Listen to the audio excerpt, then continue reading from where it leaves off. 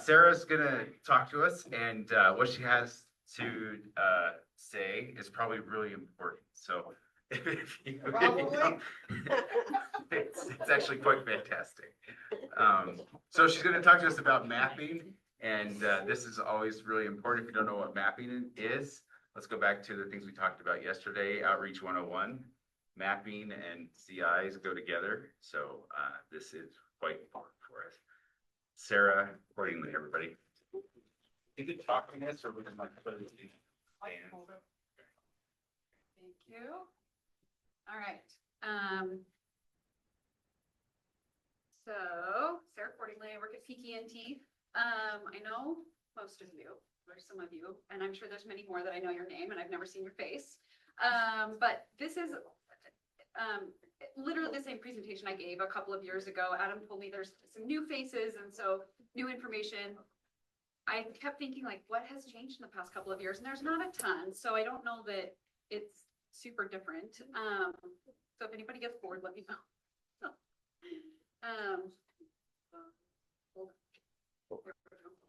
This is our team. Hey, we know Brittany. Yeah. I'll take that cue. Yeah. So Dr. Schramm is our pediatric ENT. He's the one that does all of the cochlear implant surgeries in our clinic for pediatric patients. We have Dr. Darley who does a ton of adult CIs, but he's our pediatric guy. Me, Dr. Bown, we do, I don't know, 95% of the pediatric patients there. The last name on the right there is a new name. You'll notice that Joe Dancy is not on our slide anymore. He's no longer with our practice. Mel Davalos was our 4th year last year. And then when she graduated in May, she stayed on. We love her. She does a ton of our implants, mostly adults, but she also speaks Spanish. So we pull her into a lot of those appointments. So you might see her name. It doesn't look like your picture anymore. Me? Yeah, my hair is a little different, but I was actually just telling Heather Corley that it changes like every 6 months or so. And color. And color, yes, hair, sometimes it's purple. Anyway, this is just kind of our agenda today. Like Adam talked, we're going to talk about mapping. Mapping and programming is a sort of synonymous verbiage that we'll use. Mapping is just the way that we program cochlear implants. I told you I was trying to think of what's new in the past 2 years, but this is new. Lego now has cochlear implant and hearing aid Legos. Right? How exciting is that? So I had to put that on there. Isn't that amazing? And I'll tell you, one of my favorite parts is that the guy with the cochlear implant, he comes with this like hamburger food truck set. And so it's not that they like, oh, here's our new character with a cochlear implant. It's that here's our new hot dog or hamburger guy who happens to have a cochlear implant. And I really like that it was just like, he's out living his life and he just happens to have a cochlear implant. I really like that. And then the lady is a dog groomer, I think, or something. Anyway, so kind of exciting. There are 3 manufacturers of cochlear implants. There are others in other parts of the world, but this is what is FDA approved here in the States. Cochlear America's Advanced Bionics and Medel. We do service all 3 in our clinic. I'll tell you the vast majority of them are Cochlear America's. I think part of that is that our surgeons really like and then whenever we have people meet other people with cochlear implants, chances are they have Cochlear Americas. And so I think it's almost like a self-fulfilling prophecy part of that too. We have patients with all of them. All of them hear well. It's fine. It's great. But those are them. There's also connectivity options for everyone. There are apps for everyone. This is what the internals look like. All the different parts and pieces. Advanced Bionics just has the one type of external implant. Medel and Cochlear Americas also have the single unit processor, so it's just up on the head. There's nothing on the ear, which is kind of nice. Do you expect Advanced Bionics to get that at some point? Yeah, the question is, do you expect Advanced Bionics to do a single unit processor? Yes, for sure.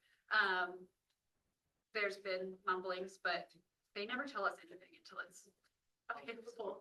So yeah, I would assume at some point. They're pretty popular with the right crowd for the other 2 manufacturers. So yeah, I would assume so. Okay, so mapping basics. There are two main things that we manipulate during most mapping sessions: T levels and C levels, or M levels. I'll call them M levels. T levels are the equivalent of threshold levels. So when a soft sound comes into the implant, how much electricity are we delivering all the way to the internal to make it so that that nerve fires just barely enough for that person to hear something? C or M levels are the level at which beyond that, it's too much. It's too loud. It's painful. It's not going to stay on their head. With Cochlear Americas, the primary way that we map is T levels. So threshold levels, which is really nice for kids because kids are already really good at threshold stuff. They can do VRA or PA, and they're really good at saying, yes, I hear a sound, or no, I don't. When you start to get into C and M levels, the other two manufacturers are primarily mapped that way. We're talking about loudness scaling. How loud is this sound on a scale of 1 to 10? And well, 12-month-old, guess what? They can't do that. And so that's another reason I think that at least in the really small pediatric population, at least in our clinic, I do kind of veer the really young ones towards Cochlear because I know how to program those better in that age range.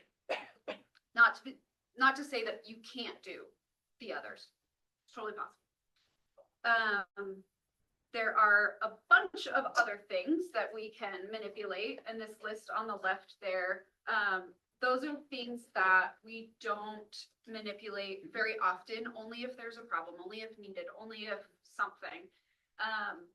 Mainly our big thing, especially for littles, is the T's and the C's. So this happens to be a screenshot of Cochlear America's mapping session. And you can see across the top there is the electrode number. So number 22 all the way down to number 1. The pitch is in the purple at the bottom, and that's the frequency range that each electrode is responsible for. Electrode number 22 is responsible for the most bass, low pitch stuff. All the way to number 1 is responsible for all the really high pitched stuff.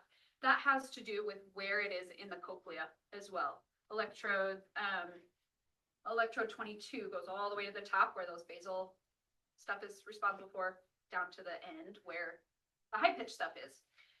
You can manipulate that as well. And again, it's only something we change as absolutely necessary. And only like in kids, we probably never would, because usually that's like a patient tells us that they feel like the pitch is off between ears or something like that. A kid's never going to tell us that. Dynamic range is the space between the T's and the C's. I'm sorry, I missed. T's are in the green, C's are in the red. That's really important. And so for this, they can just hear on electrode 22, they can just hear a beep when I presented at 120 units. That's a completely arbitrary number. It doesn't mean decibel. It doesn't mean volts. It doesn't mean, it's just Cochlear's 120 units. If I get beyond 142, that's where it gets to be too much. So that's the dynamic range between those there.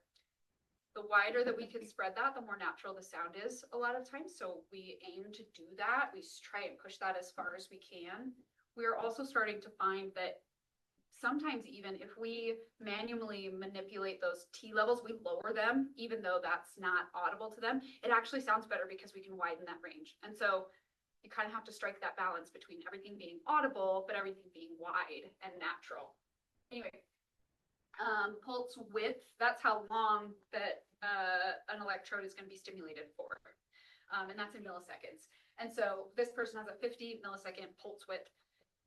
Again, it's not something we manipulate very often. The only time we do that is if we're like running out of room, volume wise, we can't up it anymore. And they still want more volume. If we make it wider instead of higher, we can actually get more volume. And so it's another way for us to manipulate volume if we need it. Not very often. Most, 80-90% of people are going to be standard pulse width. So on this, you can also see we've disabled number 7 and number 8. They're grayed out there. Again, we don't do that very often, but there are times and places where when we measure impedances at the beginning, we're checking the internal, it will tell us you've got a short in this one, or you've got something's wrong with this electrode. Again, we don't see that very often. Sometimes there's an air bubble in there or something. But I feel like as an audiologist who does a lot of cochlear implants, disabling electrodes like doesn't freak me out. But I feel like those who are not consistent cochlear implant audiologists, they see a disabled electrode and they go, oh my gosh, but it's really okay. It's really fine. Until we're starting to disable like half of them, that's when we start to go, ugh. Question. So if you are like disabling half of them, is that considered like a failed implant, or like when does that get to that? Good question. So the question is, at what point are we talking failed implant, right? How many do we disable before we're like, oh, let's kick this to the curb? A lot of times when we're disabling that many electrodes, there is really funky anatomy going on. So like a common cavity, right? Where there's no partitions in the cochlea and it's just one big open space, or something weird. And so usually we blame it on the anatomy and not the implant.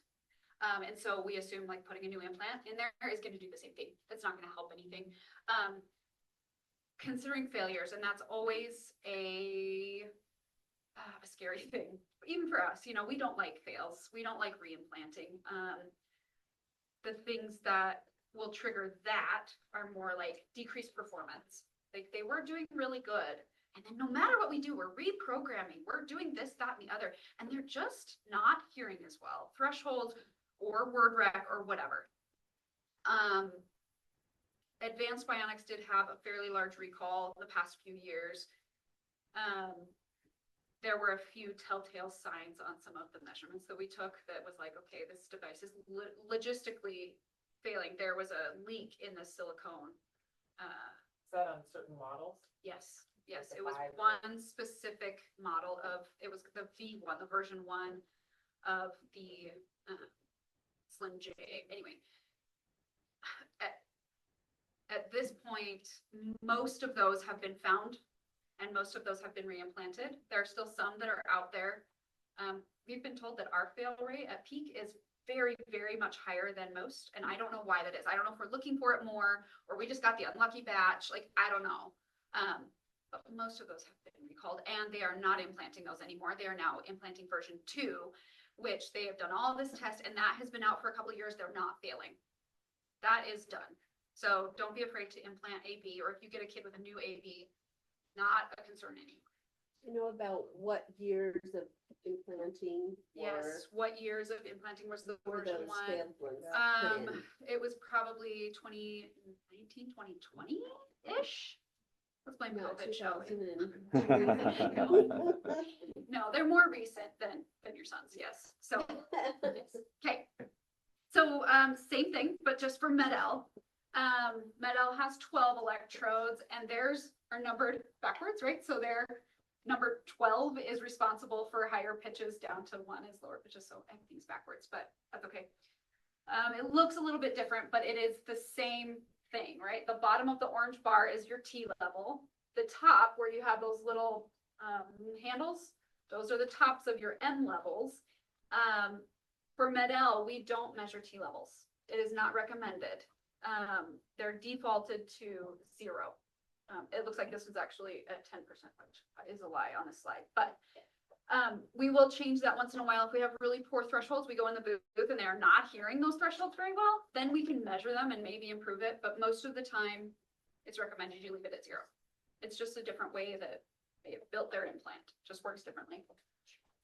You can see on this poor kid, we've disabled 5 electrodes. Out of 12 Out of versus 12. 2 out of 22. Correct, yes. So the comment is that with Med-El, there's only 12. And so if you start disabling 1, 2, 3 electrodes, that's a bigger percentage than if you have cochlear and you have 22 to mess with. You know, if I disable 5 for cochlear, I've still got a lot left. So yes, yes. You don't think about it. Yes, I mean, yeah. Now, I'll be completely frank with you, not a fan of Med-El. There are people out there who have Med-El implants and they hear very well and they do wonderfully. I've had a couple of bad experiences with Med-El. I've had to reimplant a couple of them. And I don't know if it's just me, but I don't think it is just me. But anyway, that's what I'll say about that, yes. Can I add that their speech threshold or their listening thresholds are higher to, like, they have to be at Diverse. 35 decibel versus Yes. 20? Yep, of so our the- regular kids. Yep, the So they comment, always have to have a mic, like they Yeah. cannot be without a mic. the comment is, and No, this is, cochlear, you can get kids at 20, but Vidal, I've never seen a kid below 35 decibel. Yep.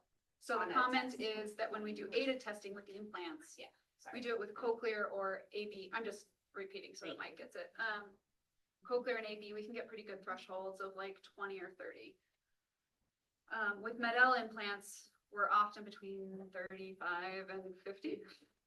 And this is the part where other audiologists say a similar thing. It's not the way I program, it is not me, it is Medel. They have poor thresholds. Now, Medel will tell you that the thresholds for tones, when you push the button, doesn't really matter. What matters is speech, which I can agree with. But their point is that the implant was not designed to hear tones or narrowband noise or whatever we're using. They were built to hear speech. Yes, I agree.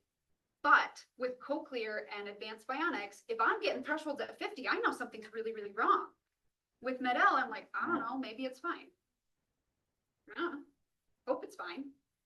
Maybe they're getting good word rec, but if they're not, does that 50 dB threshold have anything to do with it? I don't know. So it's one less troubleshooting thing that I have. That's my biggest downside for that. Advanced bionics, they have 16 electrodes. They recommend that you default the T levels to 10% of the M levels. And again, it's just a different way that they've built the implant, the different way that their algorithm works, that they don't recommend testing T's unless you're getting bad thresholds, and then we can test them. Other than that, very similar to what you've seen on the other ones, you have your M levels, your T levels. The pitch is not, oh, it is right here. It's right in the purple. This one does not have any disabled electrodes, congrats. But again, if I had to disable one or two, I've still got 14 or 15 electrodes to do. So anyway, those are the different manufacturers and what their programming screens look like. Is it low to high? Is one? Yes, this one is low to high. This one is just like Medel, that electrode number one is responsible for the low pitches and the highest electrode is responsible for the highest pitches. So cochlear is the only one that's like reversed backwards. But I do a lot of cochlear, so to me this seems backwards. But anyway. Okay. So I always have to include our cute little cochlear implant patient with in Toy Story 4. Oh, yeah. It's a quick one, so if you haven't seen it, you have to look for it. But very cute. So like I said, these are other things that we can manipulate in the programming session, in the mapping session. And it depends on the manufacturer. Each manufacturer has different little things that you can change. And again, we only change this kind of stuff if needed, if there's a problem, if something is weird. Most of the time we don't. Obviously connectivity we use a lot. Remote mics are all over the place for these kids. Indicator lights are on for a lot, especially the littles, always. The grounding, I just had a case with Candy Bound that had to change the grounding on this girl. I've never had to do that before, so that was a first. She bonked just right. Oh. And luckily she had cochlear, that they have two grounding things. She bonked one just right and ruined the grounding, and so I had to change it, and she went, oh. Finally. It took us, God. I don't know, a year to figure that out. I did everything else first. I manipulated everything. Anyway. Okay, so when I talk about measuring T's and I talk about we can do VRA, we can do CPA. This is an example of visual reinforcement of VRA.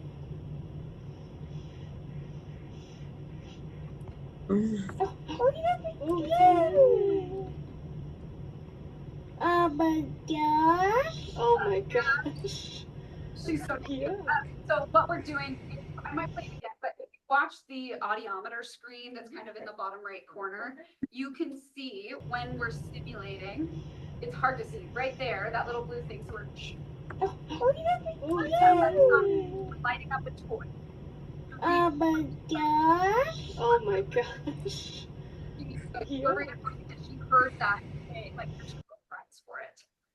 Some of you may know her. She's, So that was, she hearing the beep and then she like Yes, trying to yeah. find out where that Mhm. could go. Yep. Okay, it was Yep. sure. and we train loud, right? So Yeah, that was okay. presented at 15 decibels, really Mm. quiet. Now she heard that with her cochlear implant, so bravo, girl. But you know, we might start at like 50 or 60 or something we know she can hear.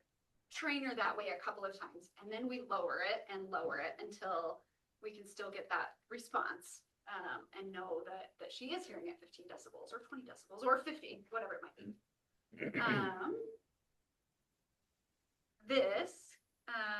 This kid moved away and it made me really sad, but he's so cute. So this is conditioned play. So instead of reinforcing with the light up toys, we are playing a game. And the reinforcement is that you get to throw a ball, or you get to stack a peg, or you get to do some little task. This kid is so cute. And when he actually signs, oh, I heard it. And then we put the ball in. Like, this kid is really, really, really young for this game. He was like a 1 in a million. He's amazing. Dang cute though.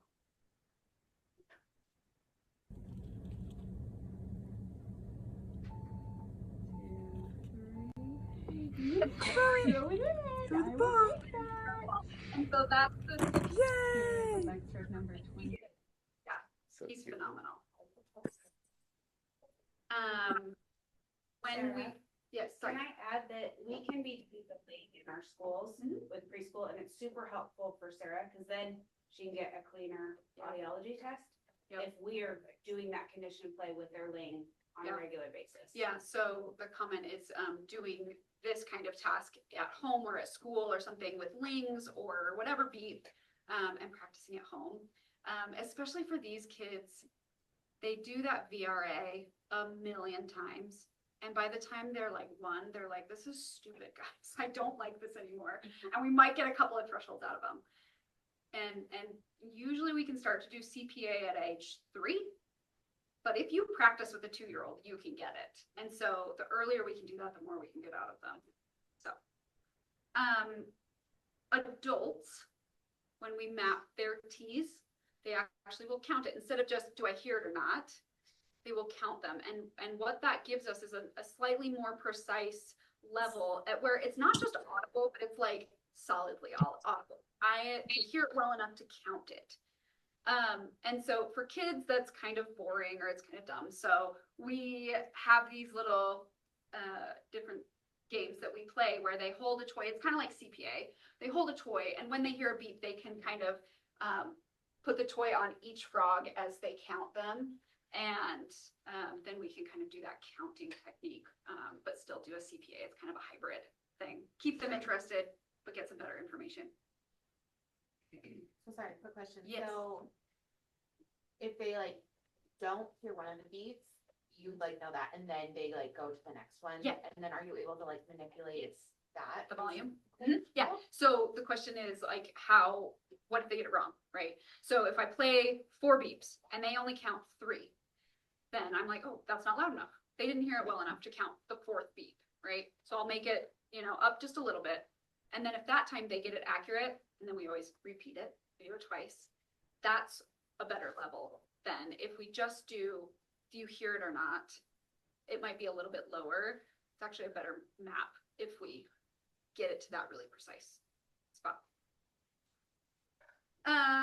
Loudness scales. So this is talking about A, B, and Med-El mostly map off of this loudness scale idea. The other one is ESRT, which we will come to next. And so for an adult, we just give them like 1 through 7, 1 through 10, something. This one's really quiet. This one's medium. This one's really loud. This one's uncomfortably loud. Adults can usually do that. To be fair, if they've had a hearing loss for a really long time, they're not very good at it. That's really hard for them. For kids, it's even harder, right? And so each company has these cute little scales that they try and make it more like picture friendly, where it's really quiet, I can barely hear it, versus it's too loud and it hurts. So we're at least trying to gauge that. But it's hard. It's really hard for kids to do that. So ESRT. Sarah? Yes. Question. Yeah. So I have I have a student and he kept complaining to his teacher that his hearing aids hurt. And it's like, he's in kindergarten, so I'm like, and I asked him, and I'm asking you this, so was this the right question to ask? I asked him, I'm like, is it like itchy? Or does Yes. it like, or is it just too loud? Yes. Trying to like, you know what I Yes. mean? 'Cause he doesn't know how to describe it. Yeah, yeah, so, And he's like, no, just more itchy. I'm like, okay, it's Like, not really a nailed loud it. thing then, maybe just something's wrong with the mold or something? yeah, so, the comment is about like, interpreting what little kids Yeah, say, right? yeah. So a little kid will say, it's too loud, or I don't like my hearing aid or my cochlear implant. And I'm like, tell me more, right? And they're like, it hurts. And I'm like, okay, is it, what if I gave you, like, what if I turned it off? Would it still hurt? Those kinds of things, right? So you can kind of manipulate, like, is it a tactile? Like, is it the ear mold or the magnet or something? Is something hurting? Or is it too loud, right? With hearing aids, we have a way of verifying fit and verifying those loud sounds, that maximum power output. And if it's too loud, it might legit hurt when they hear a fire alarm, which it hurts us too, right? So anyway, yes. So ESRT, stapedial reflex threshold. There's a muscle in your middle ear that pulls and lets go when it hears a loud sound. We can provide that loud sound through the cochlear implant, and we can figure out how loud are we going to make it before we see that response. That response correlates really nicely with those C or M levels. We don't want to elicit that muscle every time kid hears a loud sound, right? So we want to make sure we're not setting it where we can get that. They are not easy to get on every kid. There are a lot of criteria that you have to meet to make sure that you can get a good reading on this. So they must sit still, number one, and that's really hard for any kid up to age 12. I don't know. Lots of kids do not do that. And the reason being is that we're trying to look at the eardrum movement that's really tiny. And so if that kid's like wiggling around, it's creating all this artifact in our tracing, and we can't tell if it's the kid wiggling around or a response. You can't do it with kid has an ear infection or tubes or perforation, because we're trying to measure that eardrum mobility, and that changes that eardrum mobility or takes it out completely. And some kids just don't like it. They just don't like it. It's too loud. They don't like it. And so they squirm and they scream. And then we say, okay, well, we tried. So when we can do it, it's great. But there are a lot of kids, it's just not realistic. But to measure it, I don't know if y'all are familiar with tympanometry, where you put a little probe in, we're putting a little pressure in the ear, and looking at that eardrum mobility. It's the same machine that we use it for. We put the probe in, but we actually just leave it there and play the beeps, and that's what's telling us if that eardrum is moving. So I've got a little video of what the screen looks like. Before I even play it, you can see on the screen there, it's hard to see, I'm just realizing that, but you've got kind of a flat line, and then you've got these big like dips. That's the ESRT, and those dips correlate to the beeps that we're playing through the implant. So,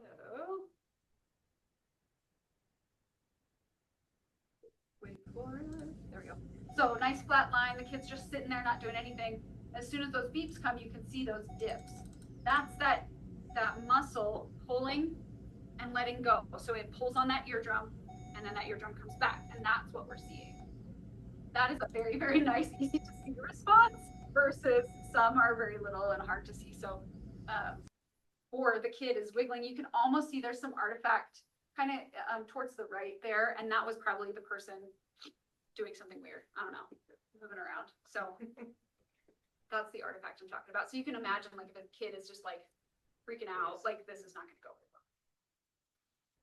I wanted to breeze over our mapping reports. There's a lot of information on here. We're always happy to share. I try to send my reports, but guys, I'm not very good at it. So email me anytime. There's all of this information on there listed on the left. I would say, generally speaking, most of this is not going to be super important for you guys.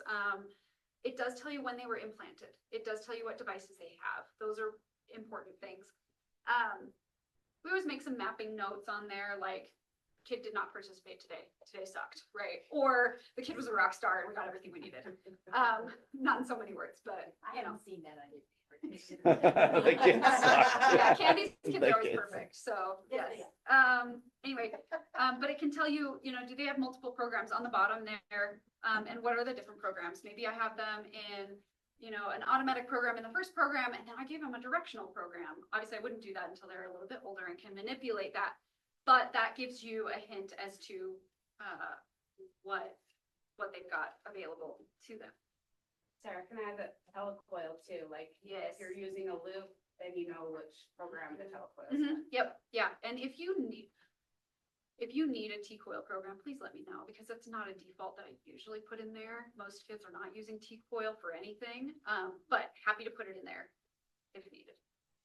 Let me know. So again, this is just a little bit more detail of all of the stuff that's in our reports. Is Medell still not giving data logging? Medell's data logging is super fun. It's still not working? No, I can't get it to work. Okay. Yeah. So with Cochlear and Advanced Bionics, I plug in a processor and I pull up the data logging screen and it tells me how many hours that kid's been wearing it. The nice thing about cochlear implants too is that it can tell me how much has the device been turned on versus how much has the device been turned on and is connected to their head. That connection to that internal antenna, it can tell me the difference. With Medell, I don't know. I've even asked the reps and they're like, you have to open up the old session and then you have to, it's like, I can't figure it out. So it's still. So guess what? You don't get to know. 'Cause I don't either. Make it easy for me. Yeah, it's just, you add 10 steps in there, I'm not gonna do it. I can't, I don't know. I can't figure it out. And even when I do all of the things that they tell, I still can't see it sometimes. I'm just curious if they fixed it. No, not as far as I know. Which I guess is another reason why Medell Plus Kids is, you know, I wanna know the data logging, right? And if I can't figure that out, that's one more thing where I'm like, ugh, And that's a good way to hold the family accountable. Yeah. Because when they say, oh, he's wearing it all the time and they come in 4 hours, you're like, You "That's know, not all the time." You know, they tell me that with Cochlear and AP, even knowing I can see that. I know. Oh yeah, it's on my head for 18 hours a day. No, actually, it's not. And I think they feel like it is more than it is. Yes. So it's a really good, like, way Yeah, for them. and to that's how I get try and use it, just right? proof. I try and use it as more of a counseling tool rather than like a ha, gotcha, right? So I try not to be mean and I do warn them beforehand. I'm like, I can plug this in and see how long you're wearing it. It's meant as a counseling tool. I am not trying to spy on you. I cannot hear what you're hearing. I don't have recordings of your everyday life. People get really worried about stuff like that, so. Hey, Sarah. Yeah. So, and everyone else can like chime in on this. So, do you guys ever write goals on having kids like wear their hearing aids a certain amount of time and then use what we're talking about, like mapping, like, well, I can tell if you have or not, you know, and then it's kind of like, well, freaky, like, how do you know? Yeah, I just yeah. tell That makes parents, sense. they can Like- make a lot more progress, a lot faster, and your kid's brain works less strenuously if they're wearing it But consistently. you get them to realize that they need to wear it. Yeah, so I talked to the kid about it too. I say, you are putting on a 50-pound backpack every day that you are not wearing your implant all day because you're making your brain work 10 times harder than it has to. And then when you don't wear it on the weekend, Saturday, and then come back, it sounds weird to you and your brain doesn't like it and it's uncomfortable. So the more you wear it, it's more comfortable and you will like it more because it benefits you more. So like having those conversations regularly with students, they're like, oh, okay. And then Yeah. being excited with them. I have a kid that's Yeah. a single-sided implant kid and he is very popular. He loves it. Like he's fine with it. He's just ADD and he forgets to wear it on Saturdays. And so this isn't one of yours. It Sounds like was, was, she moved. Anyway, so he was wearing it for basketball because his mom was making it. And he started to hear the kids and the play going on the other side. And his basketball coach is like, you're not allowed on the court unless you have your implant on. Oh, You noticed Lord. every kid cutting behind you. You were like able to hear directions. And the coach was like, you will wear that thing. I don't know what it's called, but you will wear it. Otherwise, you're better with it. And so it's like, once they get that habit of wearing it, other people notice. And so it's like And getting it's- all that it's- feedback. is Yeah, valuable. so, the consistent data logging thing is like our number one Right. tough thing, right? Both when they're little with parents, but then as they get older, right, there are humps to good data logging throughout the lifespan, right? When they are infants, it's because those dang ear molds don't fit over and over and over again. And we do everything we can, but sometimes it's hard. And then they get to be 2 and they get that fine motor skill, or, 1 and they get that fine motor skill, and they get to be 2 and then they're, the terrible 2s. And then they get to be in elementary school and they're like, well, why doesn't anyone else have these things? And then they get to be teenagers and they're like, I have to look cool. And so there are humps to get across forever. And each kid, you have to talk to them differently, right? But yes, I do set goals with some of my kids, especially the teenagers, and I talk to them, I try and,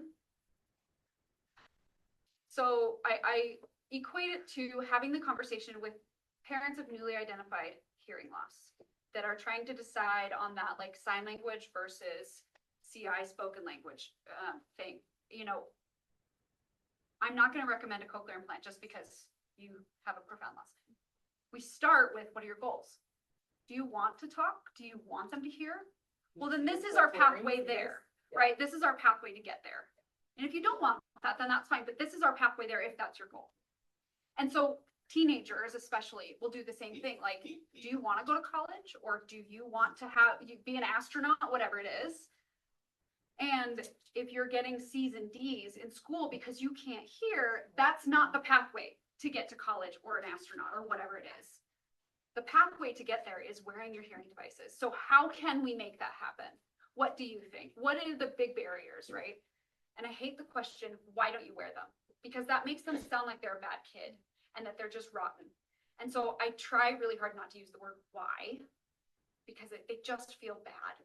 And so I try and say, what's going on with your hearing aids? What don't you like about them? What's the problem? And then that lets them be an advocate for themselves rather than like, you rotten little kid, you're not wearing your devices. And so, because I don't want to be the bad guy. I want them to come to me and feel comfortable in saying, I hate them. I don't like that they're pink, or I don't like that nobody else has them. And then we can start to find solutions. I know with some of the school district people that I work with, they'll do presentations in class, right? Because the number one complaint that I get is that every kid gets asked 1,000 times, what's that thing on your head? What's that thing? And they hate answering the question over and over again. I rarely get the true like bully, like I'm being bullied at school. More often it's the, what is that on your head? And so if we can do a presentation where it just gets that all out of the way at the beginning of the year, kids really like that. Some kids are mortified by that and they will not do that, and that's fine. Second to that, you have something you say. If some kid comes up to you and says, what is that thing on your head? I'm like, well, what do you tell them? I don't know. Okay, can we come up with something that you can tell them so that it's not a scary thing when that happens, that they're prepped for it? So anyway, that was a big tangent, but Yeah, I think no, it's that's very okay. important. Yeah. Can I say I did a presentation the other day, because there's a kid with a ball and she thought she was getting made fun of. And so we took her soft band off and we walked around the entire class and let every kid touch it and feel the Yeah. vibration of it. They were so excited about it. They're like, that is so cool. That's awesome. And I'm so excited for you. Yeah. And so when someone asks them, they can say, oh, that's her ear. That helps her hear. And it buzzes and it vibrates. It's so cool. Yeah. Just So- getting them like exposure to Excited whatever about it device and it normalizing is, right? Yeah. Yeah. And again, there are some kids who are so mortified at the thought of doing a presentation. But if you do it young, they're usually not. They're usually okay if they're young. If you start- But then I'm always like, well, would you rather not be a part of it? Would you rather the audiologist or the hearing person, whoever, come in and do it for you? Do you want me to do it? I am more than happy to do it. And so sometimes having the teacher do it, or a mom, or somebody else, that takes the pressure off of them. But some of them like to be that person. They like to be like, this is my ear and my stuff, and here's what it is. Yeah. Question the floor. That's what this, Okay. I have 3 students whose parents go in at the beginning of the year. Mhm. One was just a rock star from the beginning, but because 2 other students really had issues with that, I said, hey, and hooked them up when we had a pizza night. And then they went to that student's beginning presentation with mom to class at the beginning of the next year, and they started doing it. Yeah. And that has made 100% Huge. difference. And connecting kids with other kids. Yeah. I always tell parents when they're about to start USDB preschool, I'm like, oh, thank goodness. You are gonna see other kids who have things and stuff, and it won't be such like a lone thing anymore. And I know Pip has, you know, the toddler groups and the, you know, parent hookup, whatever things, but like going to school on a daily basis and seeing all of those kids with their devices, it's like monstrously huge, and data logging just goes way up. But yeah, even as older kids, right? Because we ID kids sometimes when they're 5 or 10 or 15, and they're like, I don't know anyone else with a hearing aid or a cochlear implant. I'm like, oh, but I do. And I can hook you up with those guys. You guys can be best friends. It'll be great. So again, some kids are mortified by that and they want nothing to do with that, and that's fine too. Okay, the second part of the reports that we do is about aided testing. It is called Assessment of Auditory Rehabilitation Status. That's like billing terminology, so it means aided testing. This varies significantly based on the kid's age. When they get older, we can usually do a full mapping and aided testing on the same day, which is nice for the parents because then they don't have to come back. But you give me a 9-month or a 12-month or a 2-year-old, we're not doing all of that on one day. There's no way they're going to do that. So sometimes you'll get separate reports. And sometimes with the younger kids, you might get one threshold on each side and we're like, yes, we did it. And then an older kid, you'll get like 6 or 7 thresholds on each side and it'll be great. But aided testing is our way of making sure that the thing is programmed correctly. Thresholds especially tell us that we've done our job right for mapping. If your thresholds look crazy, then we probably need to revisit the mapping session. Or it's Med-El. Or it's Med-El, and I'm like, oh, Sorry. sounds good. That was not So for hearing aids, we have real ear, we have verification, everyone calls it something slightly different. And that tells us that that hearing aid is programmed appropriately based on the hearing test and the measurement of the ear. And we have all of these little details that we can make sure it's perfect. We don't have that with cochlear implants. And so our only way of knowing that we're even in the right frame of mind is aided testing. And for the most part, it's good. It's good. We do a couple of different things. Like I mentioned, we do thresholds. We do a speech threshold, whether that be a reception threshold or a detection threshold. The difference simply being, can they actually repeat words, or are they just telling us whether they heard it or not?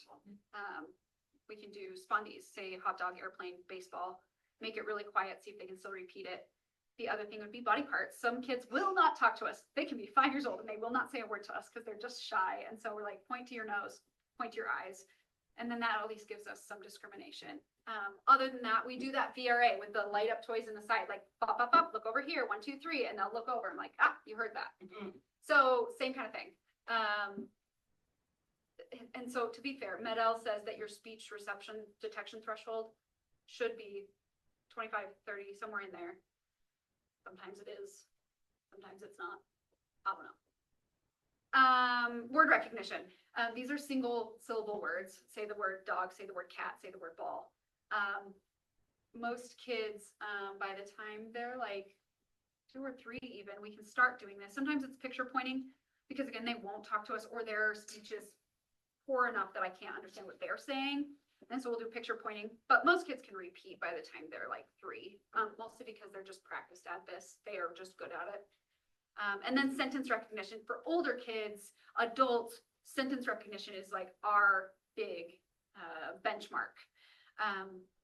We can watch their progress over time. You know, when they first get an implant, they're at like 20%, which is up from 0% with the hearing aid before the implant, which is great. But then, you know, over time they'll get 40, 50, up to 80s, 90s usually, hopefully. You can also, if you start getting really, really good, they're getting 100% correct. Rocket. Well, guess what? We're going to add noise. We're going to make it really hard. And then we can still monitor progress over time. We obviously don't expect them to do as well in noise as in quiet, but yeah. Are you finding, I feel like I've seen a number of reports that have the speech reception threshold better than the thresholds, the pure tone thresholds with the CIs. So the question is about the match between aided thresholds with the tones versus the speech reception threshold. it should be within about 10. Okay. If it's not, and it's not Medell, yeah, something's weird. You're totally right. Yep. So I have a question. Yeah. So if we did like an FLE on a kid, Mhm. could we like find out from you, like your Yes. sentence recognition and Yes. see if they're like the same of what they're? Yeah, so the question's about doing like school accommodations, FLEs, those kinds of things. Yeah, I mean, mine is in a booth. It's not real life, right? It's a little bit manipulative, but yeah, you can, we do that too. The other thing we can do is like do sentences in quiet and then sentences with some noise and then sentences in noise, but with a remote mic. Yeah. Right, but the and remote mic in front of the close and far, speaker. visual, Mhm. but yeah. Yeah, with visual, without visual, those kinds of Yeah. things too. Yeah.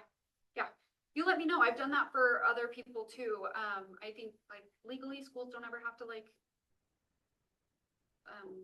take into account what I've done, right? But I'm always happy to help, for sure, for sure. And it's good to look at the scores right versus left ear. So it's if it's a bilateral one and they were implanted at the same time and one is 40 and one is 70, that 40 it's either not programmed right or it needs rehab Yeah, yep, just to help Yep. improve. yep, or those something's scores. wrong with processor or something. One or the other. Yeah, and actually there was one thing that I saw a patient of yours yesterday.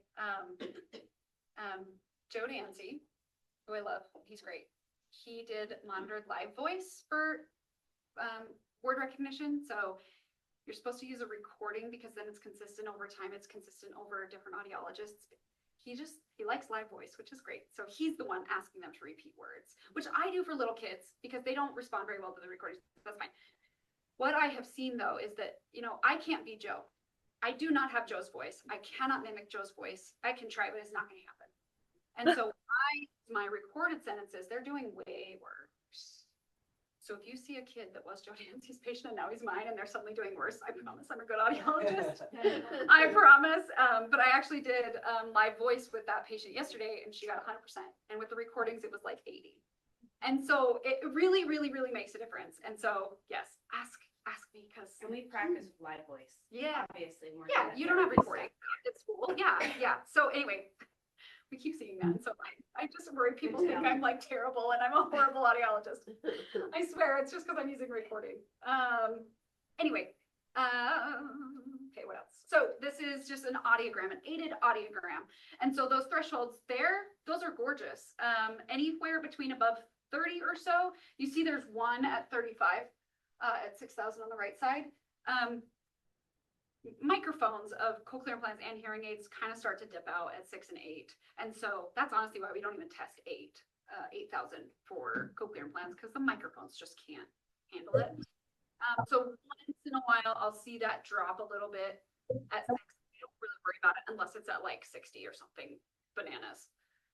And then you can see all of the aided scores down below for speech. AZ Bio is the sentence lists. NU6, or you'll see a CNC. Those are single words. And then I always try and except it says CNC down here. That's awkward. But I do always try and write it out down below so it's easier for you. You don't have to look at the little graph. So, and if I am not mistaken, like you were saying, Allison, that one ear is way poorer than the other one. I think this girl had a left implant for like 20 years and then recently got the right one. So that's why the difference. And if you see our times on there, that's again a billing thing. Ignore it. That doesn't matter. So can I add a therapy piece for that? Yeah. So in that situation, you would take the left implant off and just work on the right implant on. There we go. Like if Yeah. you're working with that student to Yeah. strengthen that new side. Yeah, try and train that left ear hard, right? And so either taking the right one off or streaming to that left side. We talk about streaming to the new implant a lot. It's flipped, because your left is 97. Oh, whatever. Sorry. The old Right? one, the new one. I don't know. The new one. Anyway, yes, and I have seen those kids who do stream, those kids who do the therapy and like they rock it. And then there are other kids who just don't and they sit there at 20, 30% forever. And some kids work really hard and they get to 30% and we're like, yes, we did it. That ear has been dead for 15 years and we got to 30. I'm happy. Most kids are happy just to have something over there. They understand that realistic expectation of like, it's not going to be awesome. But some kids surprise us too. We've talked about this a little bit. How do I know my student's tech is working? You can do your ling sounds with CPA or with just repeating or whatever. You can look at my aided testing report. You can listen to the processor. There are ways. There is not a way to listen to the Canso 2 unless you have it hooked up to an app on your phone. But everything else you can listen to. Some red flags here, change in speech or processing time. They just seem like they're just not quite there. They're daydreaming a lot, or there are official like teacher student questionnaires that you can look at too. But if you ever have concerns, please let me know, like call me, whatever. I'm always happy to help. Sarah's amazing. My first year that I was working, I had a situation with a student. Their mic button was deactivated, so I couldn't get him to connect. Oh, yeah. It was a struggle. She came out to the school and met me there and helped, brought a mic, gave me a mic, or gave me a remote. Like, she is amazing to support her students, patients, No, they gotta hear one. but we appreciate her. Sorry, I'm running out of time, so I'm gonna go quick, but there are so many things that can make a kid do really, really well or not so well. This is not an exhaustive list, but you know, a good start. I would say the number one thing is that family commitment and the amount of therapy that they will do with their kid or make their kid do, you know, that's huge. But there are certain things like anatomy and etiology that you just don't really have control over. And that is what it is. And some do really well given those things, and some it's kind of like, well, your expectations for this are not as good as some others, which is unfortunate, but anyway. Okay, CI criteria, generally speaking, 12 months. Some insurances will do it at 9 months, but not all. There are FDA criteria for each manufacturer and everything, but really it depends on your insurance. Insurance criteria is the number one thing that we look at that matters the most. And this is just over time. You can see how much things have changed. In the 80s and the 90s, like you basically had to have nothing on either side. You had to have no usable anything. And then you could get an implant. Over time, you can have more hearing into even this hybrid in the 2010s where you have really good low pitches and then really nothing in the highs. You can still get a cochlear implant. Now we're doing single-sided deafness cases, which is still relatively new. We're still like getting good at it. We're still learning the therapy side of it. But that is a thing now. And United Healthcare now covers cochlear implants at 6 months of age. Whoa. And 9 months for SSD. And most other insurances, it is 5 years old for SSD. Why it is 5, like there is no logic there. The only thing I can think of is that Medell was the first one to approve for single-sided deafness. And when they went to the FDA, you always want to go with something you're sure is going to get approved. And so they said, we want this approved at 5 years old. And so since that got approved, that's what Cochlear Americas did. And like everyone else kind of has to follow suit because they know that will get approved. And so there is no medical audiological reason for 5 years old. There's just not. There's just not.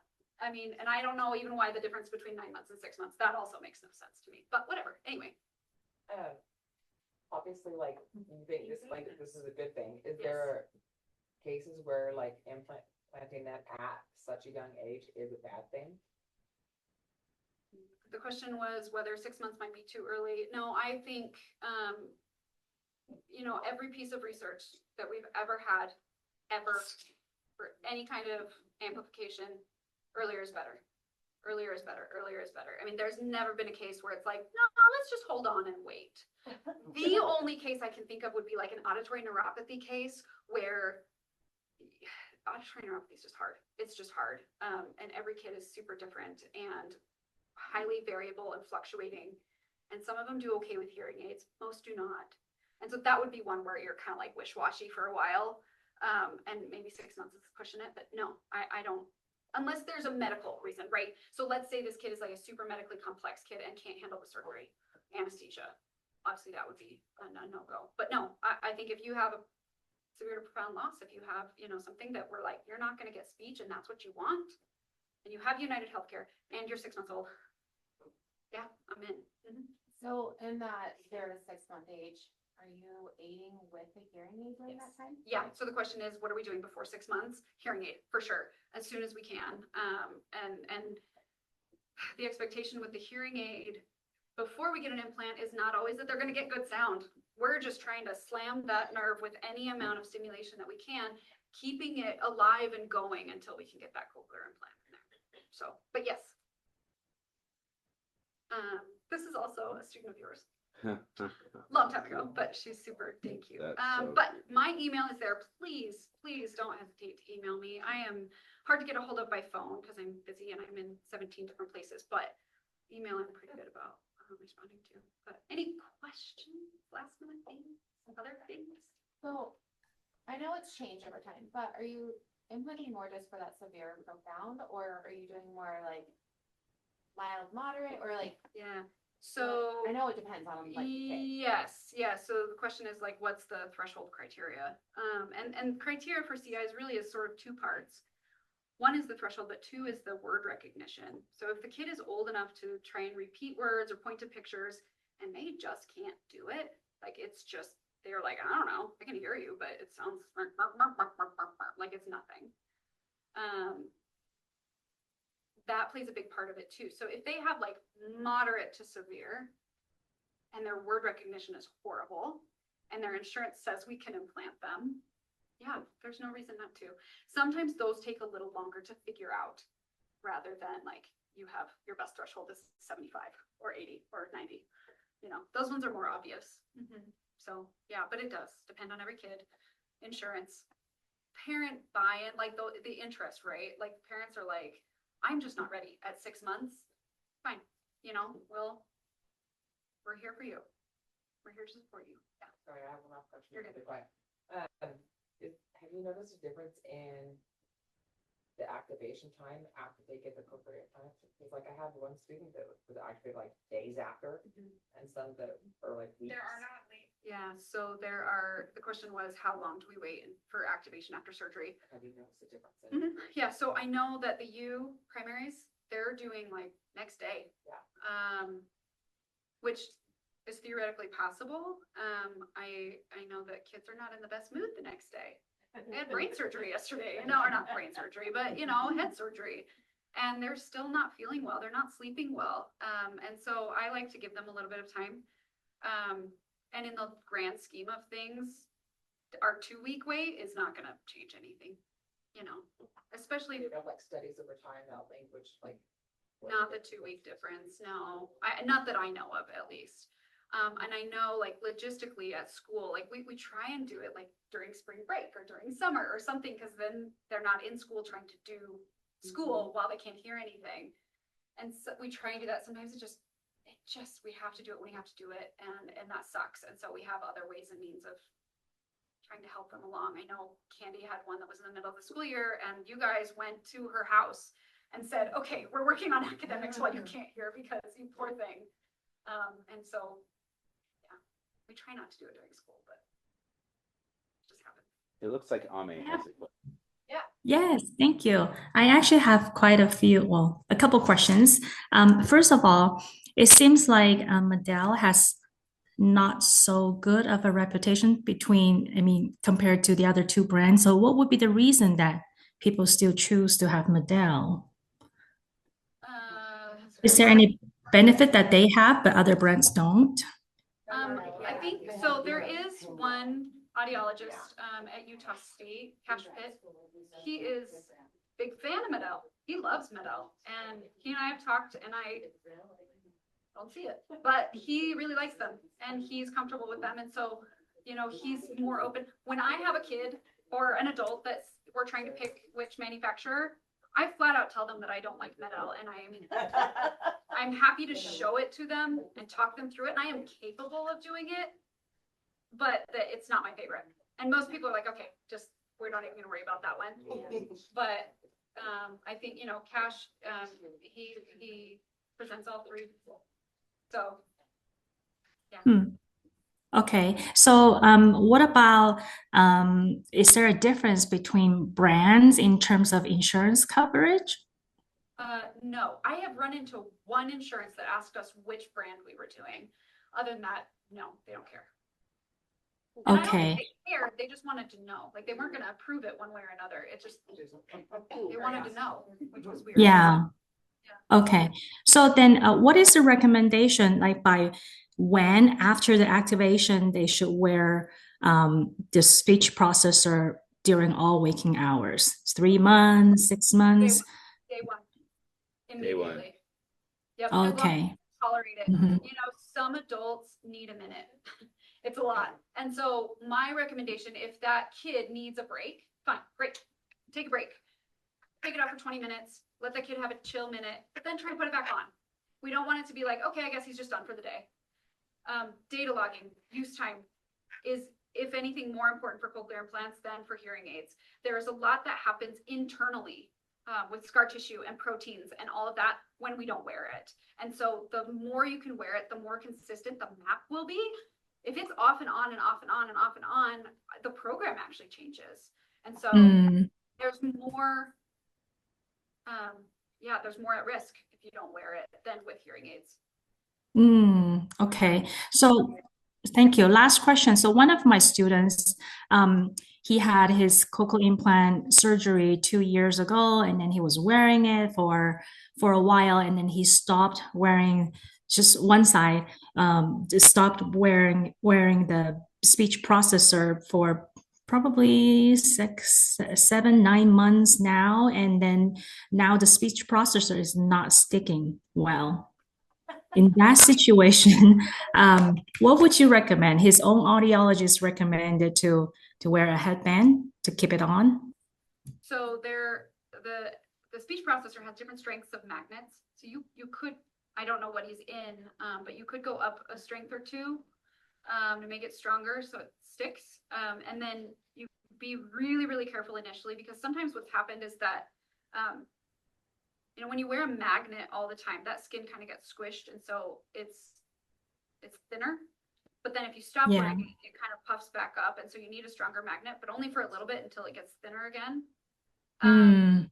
But if you're already in like the strongest magnet, I do have some people who they have to wear a headband at least for a while until again it thins out a little bit. So yeah, headband I think is a great way. There is, at least Cochlear Americas has a thing where if you can shave that spot, it sticks to the head. So this is like a kid who for some reason can't have a magnet. And so it literally like just tapes to the skin. So not ideal in a lot of ways. But even It if sounds it was, painful. yeah, you just, kind of buzz that spot on the head and just stick it. But if it's a girl with long hair, she's not going to want to do that, or some guys don't want to do that. I don't know. But if it was a temporary thing, that might kind of get you back at least.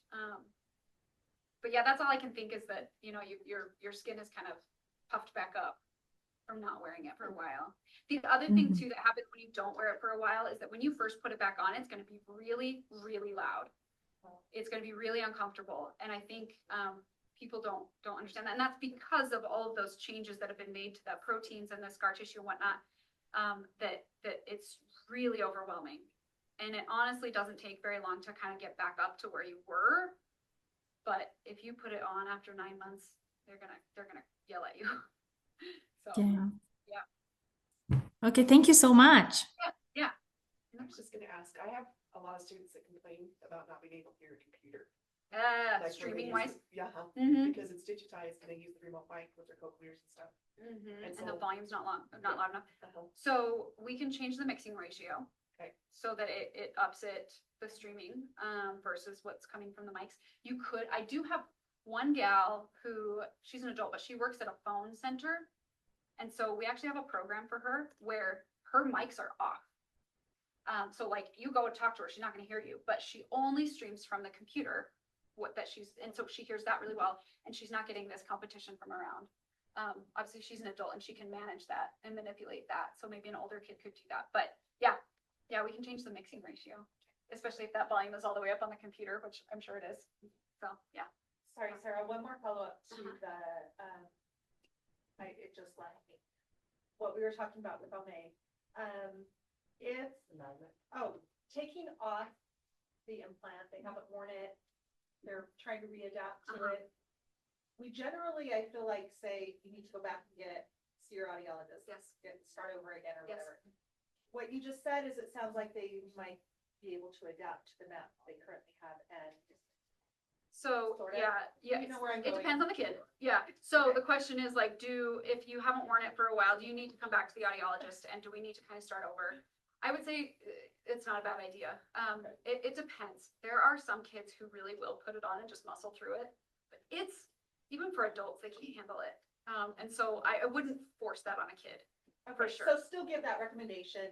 You need to go back Right, and get yes. followed up again. Yeah, And I've even had kids where like in the office, I can get them back up to their program, right? I turn it way down and we turn it on and they say, oh, okay, that's okay. And then just over 20 minutes, I just turn it up slowly. And then we get back up to that program where they were or some appropriate program. And they're like, oh, okay, now we're good. Do you generally see a timeline that would, Pretty, like, I have people say they haven't worn it for 2 weeks and they won't tolerate it now. yes. So a couple of weeks, like, it should be pretty quick.